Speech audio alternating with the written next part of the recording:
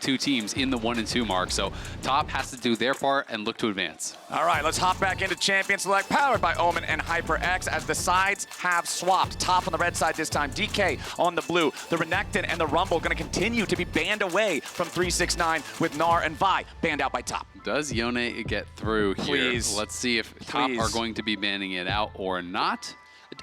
Oh, you're a Yone hater. Absolutely. Ever since the champion spotlight. Yes. The thing is, I don't think Showmaker really plays Yone. That's kind of what I was thinking. They might actually try to leave it up and force them to ban it on blue side or give it away.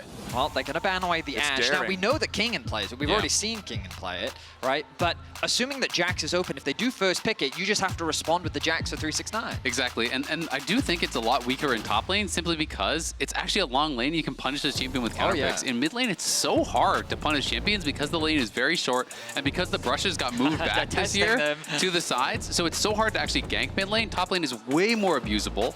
They are just going to go for it here, though, and we'll see if they do regret it or not. I'm kind of in the same boat as you, Vedi, where I'm thinking this might be a Kingen Yone and not going to Showmaker, but we'll see if Showmaker does bring it out. But they gave up the Jax.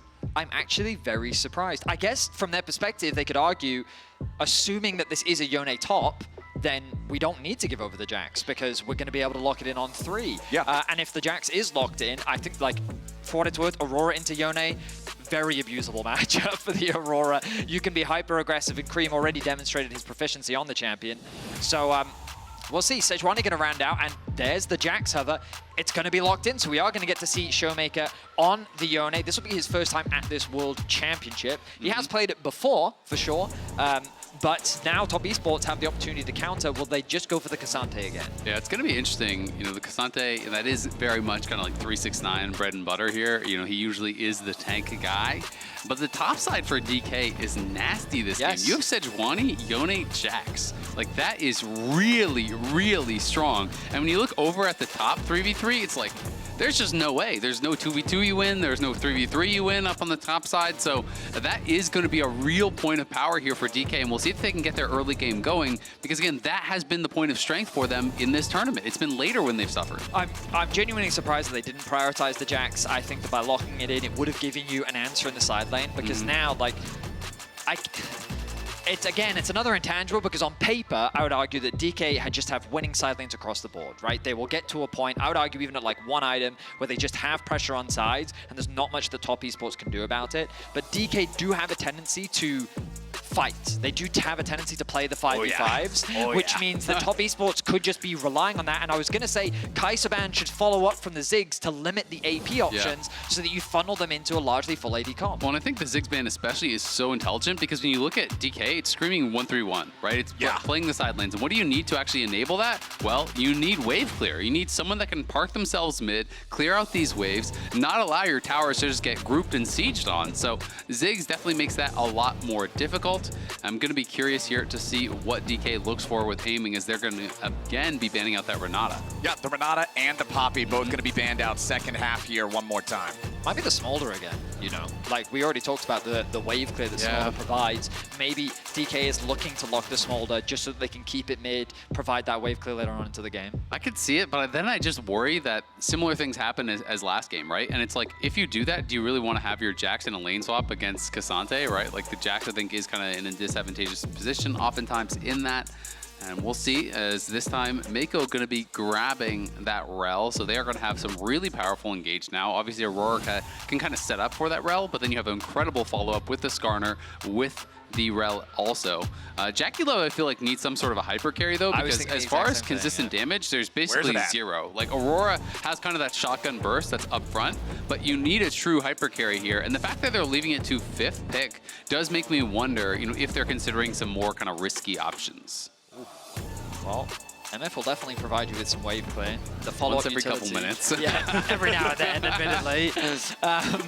The Leona follow-up with the Sejuani means that you've got good CC on the side of D plus Kia. Ultimately, I like the direction of their draft. They are obviously very indexed towards AD, That's what I was going to say. Like, how worried are you about that? Because it's Cassante, Skarner, and Rel. Like, for sure. Everyone for sure. just stacks tabbies, and it becomes very problematic. Like, sure, then there's CC from Leona and Sejuani to maybe try to force you to build Mercs, but it's like, if you're stacking armor, I'm really worried about that. I still just feel like, though, that Yone just doesn't care. I don't know. They have some mixed damage on the soul laners, to be fair. Obviously, yeah, like I mean, every that's the thing, right? and Both Yone and Jax, I mean, they do magic damage too, right? Like, it's not quite a 50-50 split. But they have some mixed in. Yes. So the Kallista's going to be the round out. I am a little surprised, I will admit. When we were thinking hyper carry, like, I think Ashe would have actually been one of the better picks here in this situation, but I guess they want a champion that can deal with the fact that there's a lot of mobility on the side of DK, and Jakilov can be very self-sufficient on the Kai'Sa. I was kind of expecting something like an Ezreal maybe, but I guess they want something that can get in the thick of things alongside the Aurora. And it does feel like if you're looking at compositions, I think on one item, like top kind of blows DK out of the water in team fights. So I think, you know, what I'm expecting from this top comp is they play for bot prio, they play for dragon stacking, and they try to force this team that wants to play through sides to come and 5v5 them before they're really ready to do so. Exactly. We were talking about the top side of the map for DK for the first half of this draft. So the answer then from Top Esports is, okay, we're playing for bottom side of the map. They did it last game to great effect, and if they can run it back here, they're in quarterfinals. And one of the things that, you know, about Aurora, people always think about Aurora diving deep and catching out the MF and things like that, but you can play in these kind of compositions when there's 4 melee that are all diving towards one target. You just use your ulti to peel, right? Like, you get into the situation where there's these 4 melee running at your Kalista, you throw down the Aurora ult, Skarner is there, Cassante is there, Rel is there, all the counter engage is very powerful and can create that space for Jakilov. We saw what he could do with that space in game number 1, and we're gonna see if he can get similar things done here in this second game. Exactly, and not just the ulti too. Remember that Aurora's weirding is an 80% slow for a melee champion. I prefer not to remember that. Obnoxious to do. You sound like a melee champion who has laned against Aurora before, I am a melee champion. I played a Volibear top game the other day. I was like, this sounds fun. I was playing against Aurora. It wasn't fun, let me tell you. Not very fun, my friend. All right, let's see if DK can have some more fun in this one than they did in game number 1. Even this series out and take us to a game 3, or if Top Esports is going to just sweep their way into the quarterfinals. I think the answers to Yone have not been it. Okay. My opinion is that crowd control is the best way to deal with Yone, because he is a champion that is not allowed to build Merc treads, basically. So there's like a big opportunity that CC kind of has extra value in a sense, because how many champions can be flex? Oh, hang on. They go face checking a brush, tries to crash down over the wall, gets frozen mid-air, but escapes. That's what matters. Record scratch, freeze frame, whatever you want to call it. I got here. But all that really matters is that I got out. Yeah. Now, I know some support players will sit there and go, worth, I now have Hex Flash. The point that I was setting up for was I'm curious if this is enough crowd control to deal with the Yone. Because I agree with your point about how Aurora's ultimate can be an effective tool. I think that Rel, with a good engage, can make it annoying for Yone for sure. And then also Skarner's target focus can be crucial. So they definitely have resources to make life difficult for the Yone. But the truth is that so far at this World Championship, whether it be on side lane or team fights, this champion has been problematic. Yeah. And he always finds a way to have an impact. I mean, I fully agree with you, and that's kind of the same song I've been singing, is that CC is the answer, but I'm also of the opinion that it's not a good enough answer. And that's kind of the thing, is that it's like, at the highest level, there's so many ways to play around it for the Yone. You know, if you're thinking about like playing into a Rel or a Leona, you're like, oh, just stand on your AD carry, and then when he goes in, stun him. But then all of a sudden, Q3 knocks you up. The ulti then knocks you up. Like, there's all this CC. If you're standing too close to your AD, to looking to peel, then you can get caught in that CC as well. The E can be used as a CC immunity when you're snapping back if you time that. You know, so there's all these little tools that pro players at the highest level have to be able to answer with CC. And so it can be really difficult to deal with the champion, even when you draft for these intelligent choices, which I agree, CC is kind of it. Now, we're seeing push be gained by DK in both top and bot lane, which is a little different from what we saw in the previous game, where the pressure was being put onto them, which means that this gives Lucid a little bit more agency and options in the other game. Not that I expect anything too creative in a Sejuani versus Skarner matchup. Immediate jump in. The Zenith blade from Moham is a mistake. He goes too far forward. A massive blunder from the DK support. I mean, it feels like he just forgot about how Rel works, because Rel's going to flip you in. Like, yes, he maybe wasn't initially in the tower range, but he's just going to get dismount, flipped into the tower, stunned up, and Moham gives over a freebie. That is rough. Ooh, nice engage coming up from Kingen here, trying to use that counter-strike to lock up Cream, who dies to the proc on the E snapback. Beautifully done there, comboing with Showmaker and Kingen to get DK on the board. Kingen with good pressure in the top lane, finds a window to roam down to mid, and Cream, being a massive lane bully in this matchup, leaves himself susceptible to D+Gia finding at the very least a trade kill. Ends up being a 1-for-1 on the map. And I just think it's so smart from Kingen because he gets the push top. Sure, he could have based and just walked back to lane, but if you don't feel that you can really realistically pressure the Cassante anyway, it doesn't really matter, right? If you miss a CS or two there. So the time spent is actually still beneficial. Even if they didn't get the kill and he just forced out a flash from Cream, that gives Showmaker so much more agency, so much more comfortability in this kind of a range versus melee matchup where it's up to Cream to non-stop pressure and punish the Sione for every single CS. And you can't do that when you're missing your flash. You're completely right, Azel. And like, I was gonna talk about how like you can see how oppressive it is, specifically because what makes Aurora brutal is her 3-hit passive applies on both abilities and auto attacks, right? So even if she has things on cooldown, she can still look to try and bully you. But now Lucid looking for a gank. Cream trying to get away from that Sejuani, play towards the other side of the lane. Mako and Moham also both making their way up into the mid lane. Scrap, nothing really to come of it here for either side as TN now also showing up. I mean, Top knows that Cream is really in a difficult situation now, and that is why they have 3 members here covering him, playing around him. They're clearing out vision. They're dropping pink wards. They know how he has to play the matchup to be successful, and they're going to try to enable that as best as they can, as just kind of trading back and forth here. But neither top laner has base, so there's not really a lot of oomph behind these attacks here. There's probably not going to be some for a while. I mean, the trading in general between these two, it's going to be a pretty even lane state, I feel like, unless somebody else gets involved or Jax commits the cardinal sin of getting too close to Cassante post level 6 near a turret. Forgetting how Cassante works. Yeah, one of those tough ones here in League of Legends. But honestly, a very, very even early game. 5 minutes in here, very close goal between the two squads. Now, we didn't see it, but the cleanse was burned from aiming in a little 2v2. Whoa. And look at that, Nice. the mind games from Mako.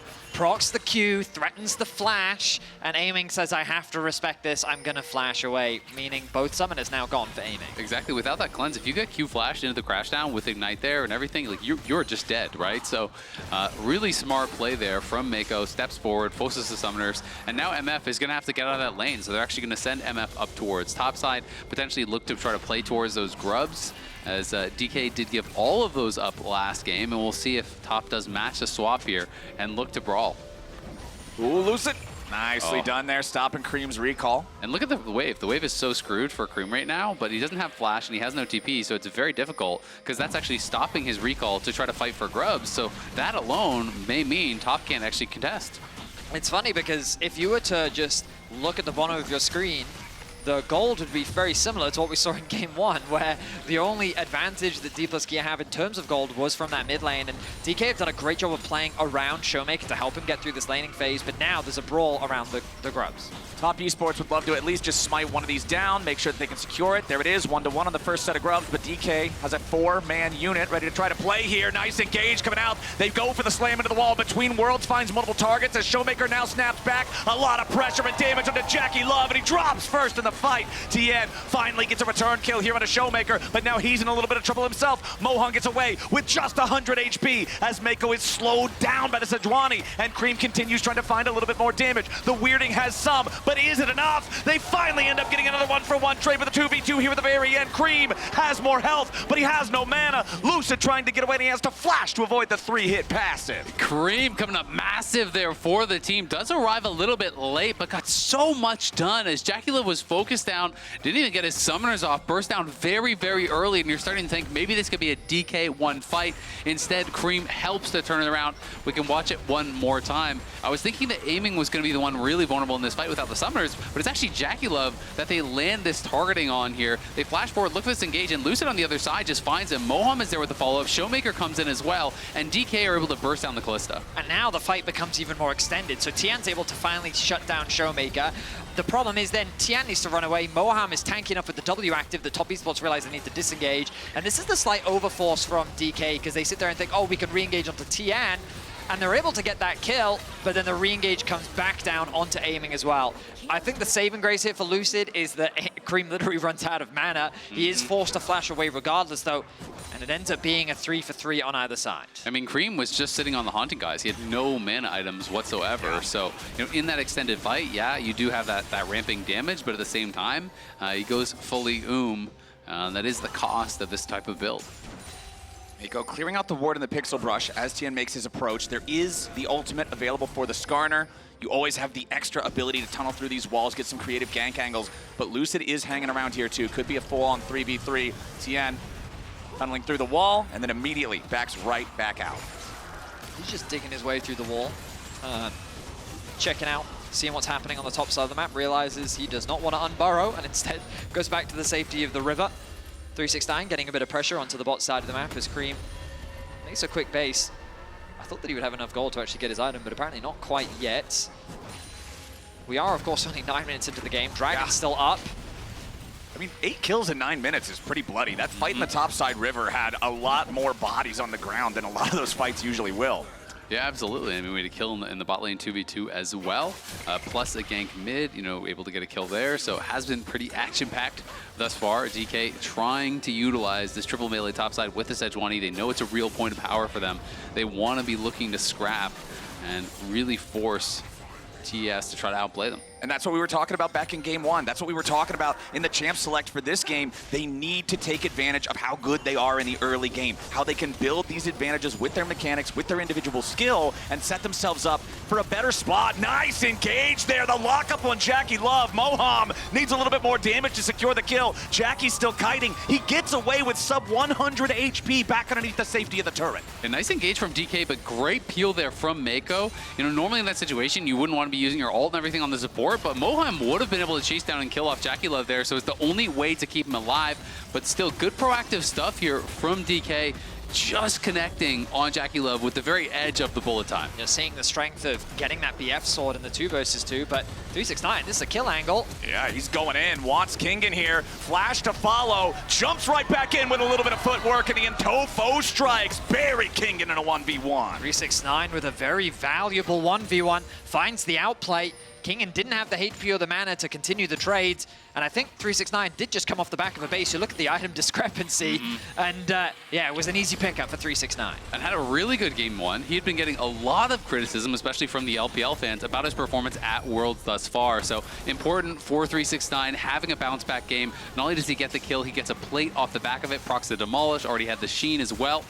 And we may be getting another scrap here, but it looks like it's probably too late from DK. Well, hold on. Cream could be in a little bit of a compromise It's never too late for here. DK, is there? DK still on their approach. They throw out the Glacial Prison, but it ain't going to find a whole lot yet. A lot of damage onto Jackie Love, barely staying alive here with about 50 HP. Showmaker going to grab the kill, but TM with a massive 3-man ulti. No damage to follow it up. DK will get their single kill. They will take away the 1 Void Grub. Critically, gentlemen, it is 3-3 on Grubs. Nobody gets any Void Mites. Yeah, and it's been a tough game for Jackie Love. He is just getting picked out time and time again. There is so much CC in this 4 melee squad. If anyone gets in on to Jackie Love, then all of a sudden the follow-up is always there. Showmaker came down from the top side, was able to pressure from that angle. And again, Jackie Love goes down without being able to contribute too much to that fight. And it's a big concern for top and their composition going forward if Jackie falls too far behind. For sure, especially when you kind of look at the damage threats. Cream and Jackie Love are really the core. That's it. Yeah, I mean, so them falling behind is going to be a problem as DK, they're in a comfortable spot right now. We talked about the scaling threat they have on the side lane specifically, just how much of a menace Yone is in the current meta. I think DK fans can be pretty happy with the current game state. The Andrews being finished for Cream is a nice spike to have, but this Yone set up a nice freeze on the top side of the map, and he's continuing to ramp up.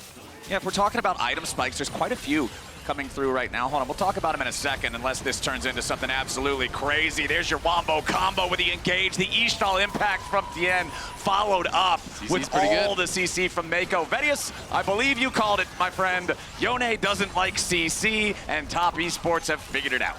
I mean, that's the solution when you're having to deal with a 1,000-year-old samurai. Just impale him into a wall with a giant scorpion from 1,000 years ago as well. Just 4v1 him under his tower. Yeah, it should just be on his team. Simple, it's pretty easy, simple. yeah. Come on, guys. Why didn't anyone else think of that? Top Esports coming out on top yet again. They're going to grab themselves almost a 1,000 gold lead here. We still have a little bit over a minute until we get to the Rift Herald and that next neutral objective spawning. The second Drake of the game, still first Drake of the game, I actually should say. I was expecting it to have been cleared already, but it did not happen. So that first Drake still live. Cloud Drake in the bottom half of the map. What I was going to touch on before we got the dive, first item power spikes are coming in for a lot of champions. You've got the Zeeks for the Sejuani, Heartsteel again for the Skarner in this game, along with that Bloodthirster for the misfortune of aiming that is 2-1-2, as Moham could be in a bad spot here. Crash down plus the weirding, a little bit of damage on that one as Kingan has to get away back underneath the tier 1 turret in the bottom side of the map at the same time with the bullet time flying in over the top. A lot of damage onto Cream, beautifully punished from DK as Top chased a little bit too far, but now what is this? Lucid nearly caught out there thanks to the Skarner ulti, but a flash into an Arctic Assault back over the wall, and now Jackie Love is once again in the sights of aiming, and DK, one more shot to the head, and Jackie's out of there. Aiming still fighting as TN tries to get the last little bit of damage onto Lucid to make this one a 1-for-1 trade while Showmaker chases after Mako up in the top lane. It is a chaotic game too. The skirmishes are just going in the favor of DK across the map. I mean, Leona is annoying because even if she face checks, W gives you all these resistances, but then she holds onto the Aftershock until after her W wears off, and then she stuns you, and then the Aftershock procs, and it's just like, oh, this champ is way too unkillable. And then even though they thought they put Lucid out, they also didn't have enough damage. Jackie Love is very far behind right now, and Top Esports going for these skirmishes when they're just not strong enough. Yeah, I mean, this is just a bit of an overchase, right? They do catch out Moham, but at the end of the day, as you say, you know, he has so much resistances here, and Showmaker's able to come in from the top side. They turn immediately as Showmaker and Aiming do arrive, and then over on the other side, Jackie, not enough damage to actually finish off Lucid, and he just lays a trap with this ward. This is really nice play around that ward, just utilizing the vision as soon as he comes around there. He didn't even have cleanse available. It was up in about 5 more seconds. So great timing. They find the pick. And it's been really good play in this game too from DK. I think even though the gold is actually in the favor of Top, I think they are very far ahead. Just looking at the goal difference between these two AD carries, it's a 2-threat team and you only have 1 threat. Yeah, not a great sign for Top Esports with the current state of Jackie Love. As you can see, the Rift Herald is now on the map. MasterCard Lane Economy snapshot showing you, yeah, it's a huge advantage for aiming, but also a massive advantage for 369 in that top lane 1v1 that we haven't really seen a whole lot from after the solo kill. Now the Rift Herald is the target for Top Esports. Mohammed Lucid walking up. Lucid wants to be able to challenge here for the flip, and he steals it away. Beautifully done with a bullet time in over the top. It's not going to find a whole lot of damage as Showmaker tries to jump in. He resets his position and gets back away, but Lucid's going to be killed up first as Cream tries to disengage. Kingan in the middle of everybody with a counter-strike, but he ain't going to find a lot. 369 is on the hunt as Moham and Kingan try to get out. TN still chasing. Moham's about to drop. DK lose 2 men. Yes, they might have stolen away the Herald. They do end up being able to pick it up thanks to Showmaker.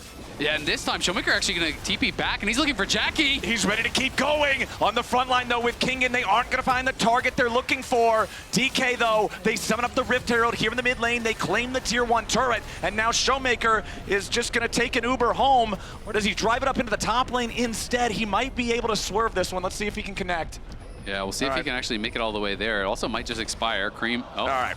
Unlucky. It hit the curb, unfortunately, and it will walk in and just die, but good TP back from Showmaker. He barely survives and is able to TP back and make something from nothing there. They get the tier 1, and not only that, he forces out the flash from Jackie Love, because this is one of the first fights where they really couldn't reach the top 80 carry. Yeah, I mean, it was surprising to me that Top Esports turned this fight around, and I think crucially, I'm going to keep my eyes on 369 because there's this front line that kind of carry a nice ulti from MF, but it doesn't actually connect as much as I thought it would. The ulti came through onto Cream from Showmaker onto the back line, but you kind of look at who's actually in the fight, and it's really only Showmaker and Lucid, so good target selection from Top Esports is now Cream. Oh, Cream, they pop the tier 1 turret in time, and now with the TP coming in to reinforce him, it's Cream at 369 against Kingan and Showmaker.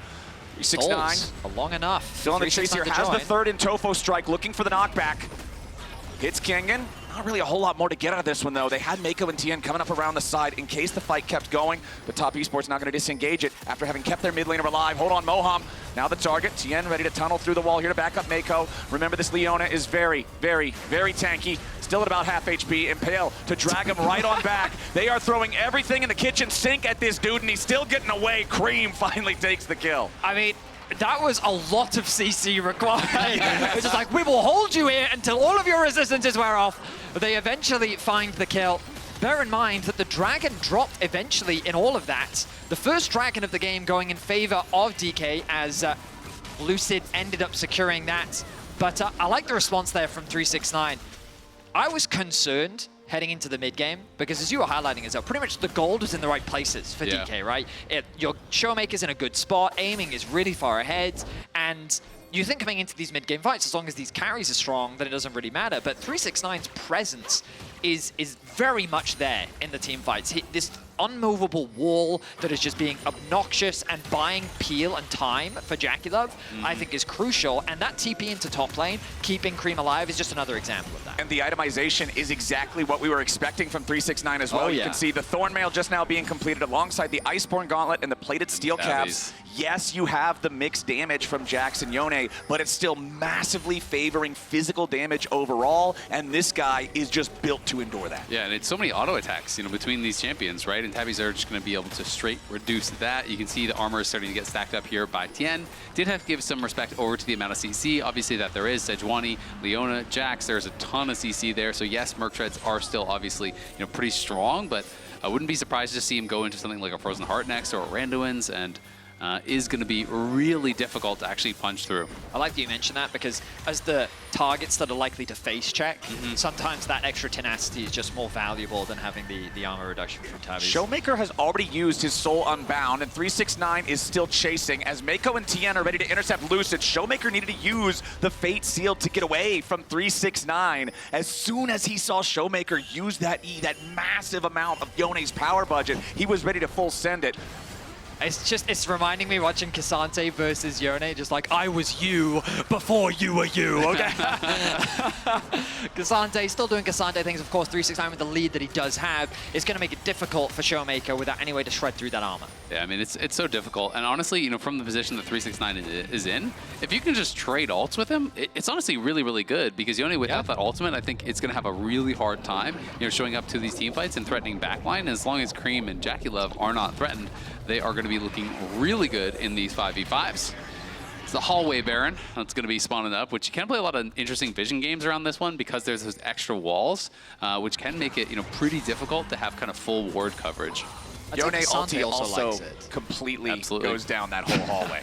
So getting rid of the Yone. I said the Yone ulti also completely covers the whole hallway. So you've got to be careful about that hallway. Yeah, and like Betty said, Cassante is also really difficult. Skarner can pull off some good plays. So there are some interesting things that you can do with vision in this game and with these champions.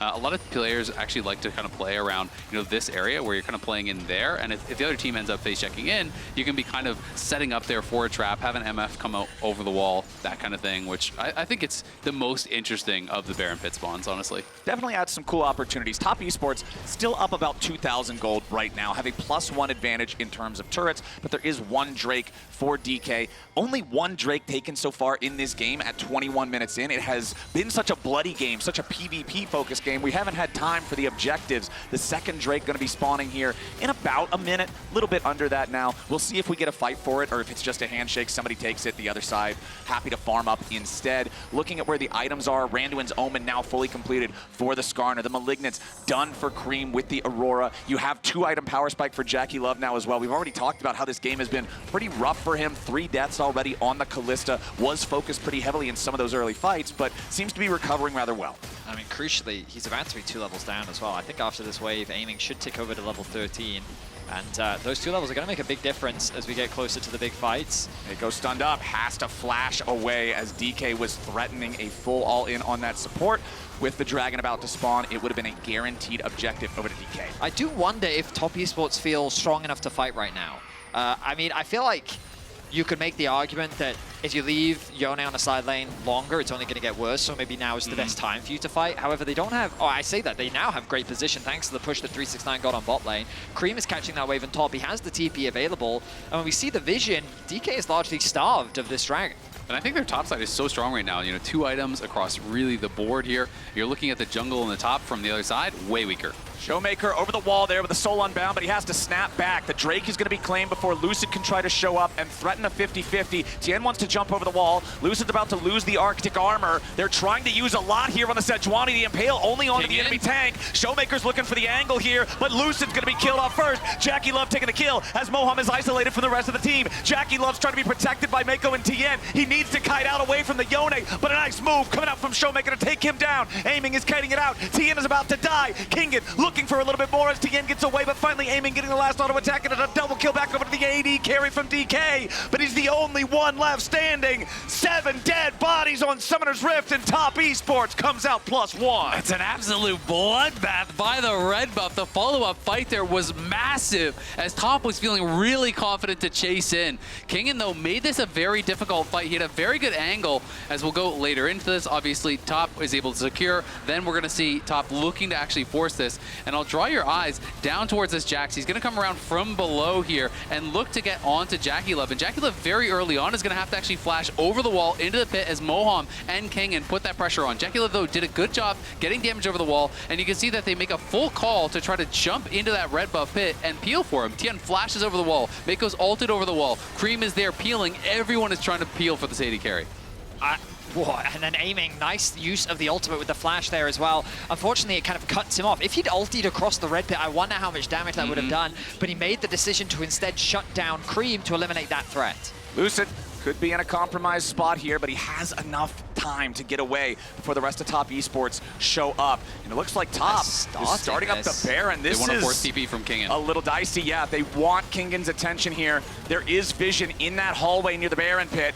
Lucid is around. There's the TP. Top Esports now turning for the fight. Lucid's going to be the focus here at the start, taking a lot of the damage between worlds, ready to drop and try to keep DK in place, but Kingen has already killed Jackie Love. He'll be traded back. Lucid is very low. He's already going to be killed now as 369 goes on a killing spree. Over the wall he goes to bring back another one on DK's side. A double kill for the Cassante as he tries to get away, but Showmaker is making plays on Top Esports. DK is ready here in his second game. Top Esports skipped too many steps. There was too much vision and angles for DK to approach from, and Kingen with a fantastic TP flank is able to come in from behind. And look, they're TPing back in. They're going to start this Baron off. Yeah, I mean, they wanted the TP, and damn, did they get it. Kingen came in and just killed Jackie Love off for free to start the fight, and now it's Cream versus 3 to try to stop the Baron. Cream even flashing over the wall there to escape Showmaker's Yone.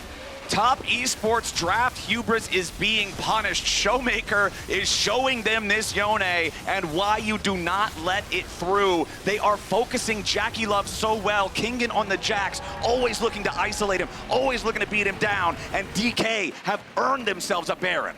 And you talk about CC and one of the answers to Yone. Well, he is a QSS now, and Aiming has been positioning incredibly well. But look at this TP. No one is marking Kingen whatsoever. I thought they were going to look to turn on the TP. Instead, they try to engage down, but you're abandoning Jackie Love. That's horrible team fighting from Top. And Top Esports, they really funnel onto the front line. Moham and Lucid are the ones tanking up so much of the initial burst. And watch Aiming. But the moment that you lose, Jackie Love, like so much of your damage disappears, and it becomes easy cleanup as Aiming. Did he even take a drop of damage in that whole fight? No, Aiming wasn't hit a single time, and no one was marking the TP. I mean, they wanted to force the TP. I thought they were going to either force the TP and turn on the TP and try to burst down the Jax, or force the TP and just try to get out, but they kind of did neither, and Jackie Love got left out to dry, and Top make a massive mistake there with their team fighting.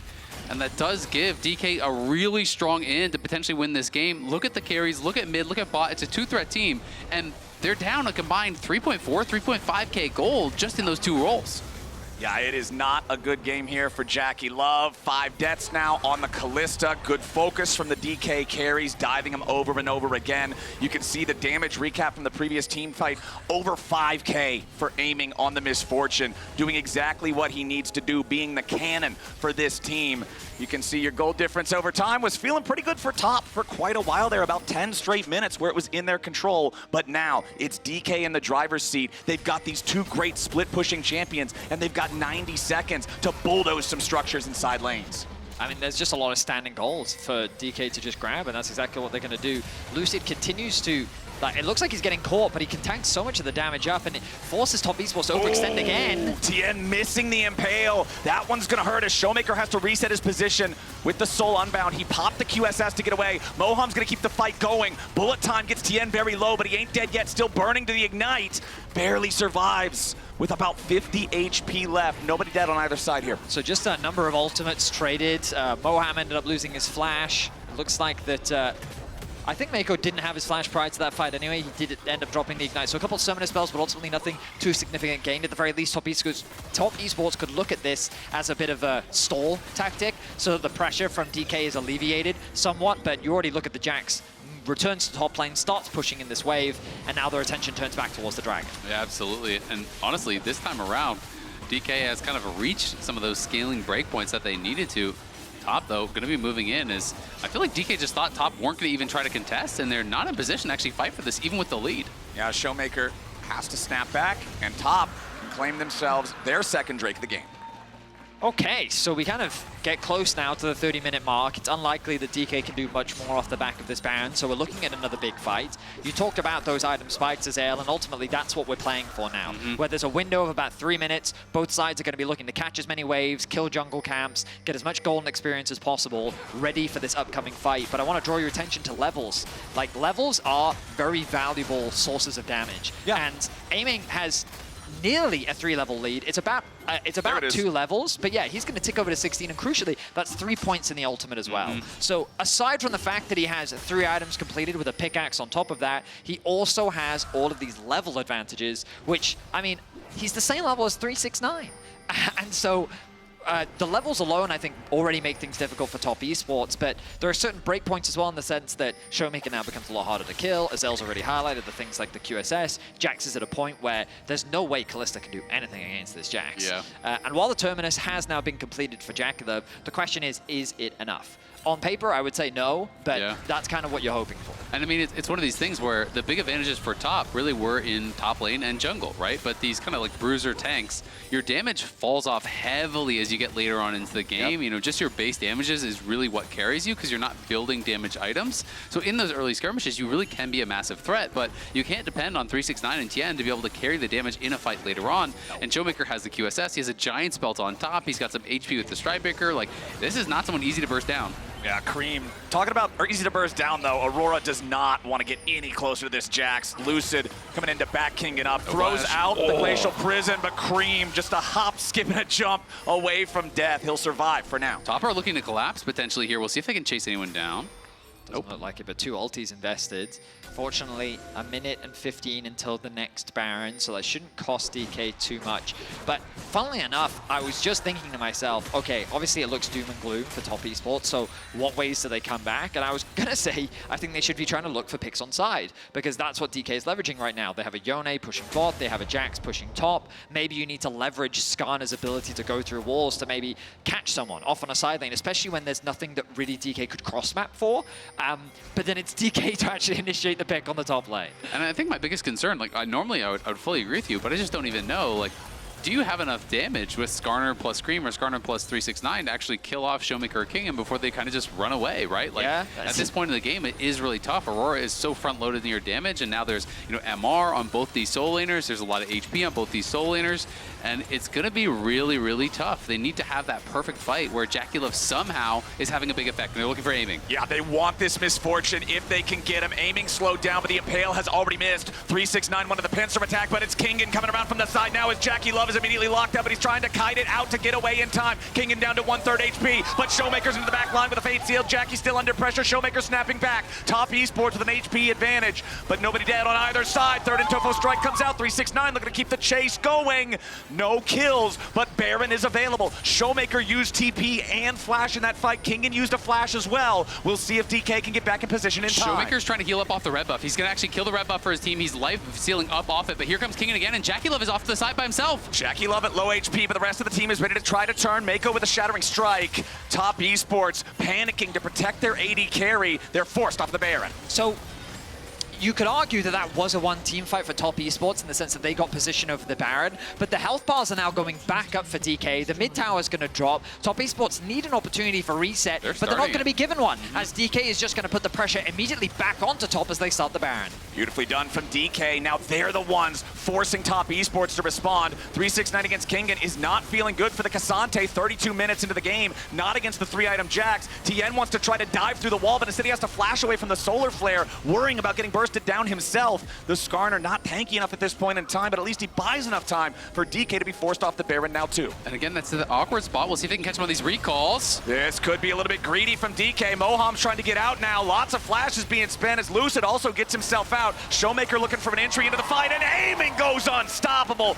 Bullet time cuts down Mako, and Top Esports are in a 4v5. Aiming with a single shot back into Jackie Love. TN coming in, aiming with a flash away now as the engage from Moham ain't gonna be good enough. He's down to about death's door, and they finally get him. Cream takes the kill. Lucid's trying to get away, and 369 goes all out, all in, all the way forward for Top Esports. Kingen swoops around to try to cut the wave, but Top just found a miracle.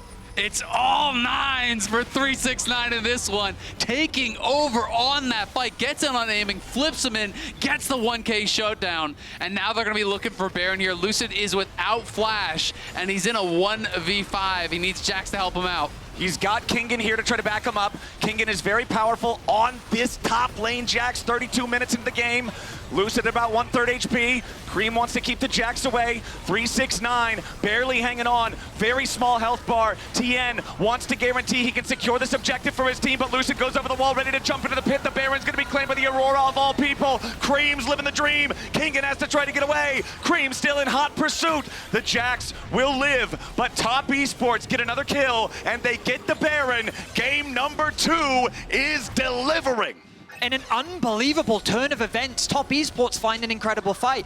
Crucially, look at the minimap. Recalls coming through. They don't have vision on them, but they find a way to spot them out. The ultimate is available from Cream. He's able to force the flash out from Moham. They engage onto Lucid, and the Jax is still pushing Top. He's saying, DK, disengage, disengage, let me push. And as long as DK do disengage at this point, they're fine. But aiming oversteps. He steps too far forward, and Top Esports find a window to engage. Yeah, the early Ren there, from Jackie, slowing him down, forcing out the flash, and then 369 gets in with the Pathmaker. The third and Topo strikes, knocks him up, knocks him down. That is a huge play there from Top. And honestly, a great read. They saw them walking through the river, just had the read that they might be going for a recall in that brush. If they're not, it costs you nothing. But they were, and they get that catch, and they turn the game around, and now they're on the push. All right, back to live. We'll see if Top has the firepower to keep this going. Jax Show completed for Jackie Love will help him against this Yone and Jax trying to dive onto him, but it's still just a single tank item against two very fed divers.